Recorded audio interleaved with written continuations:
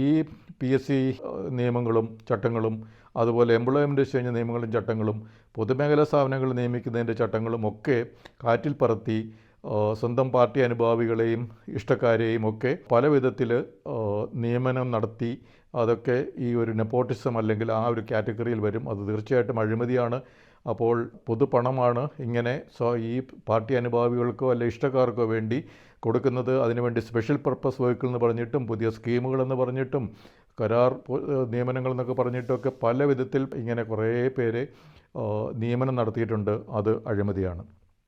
മൂന്നാമത്തെ ഒരു പിണറായി വിജയൻ അഴിമതിക്കാരനാണ്, പിണറായി വിജയൻ്റെ ഈ 10 വർഷത്തെ ഭരണം അഴിമതി നിറഞ്ഞതാണ് എന്ന് പറയാനുള്ള അടുത്ത കാര്യം, അഴിമതിക്കെതിരെ ആരെങ്കിലും പ്രവർത്തിക്കുകയോ പറയുകയോ ചെയ്തു കഴിഞ്ഞാൽ അയാളെ സസ്പെൻഡ് ചെയ്യും, അയാളെ ട്രാൻസ്ഫർ ചെയ്യും, അയാൾക്കെതിരെ കള്ളക്കേസ് എടുക്കും എന്നുള്ളത് പിണറായി വിജയൻ കഴിഞ്ഞ 10 വർഷമായിട്ട് പുലർത്തിപ്പോകുന്ന ഒരു നയമാണ്.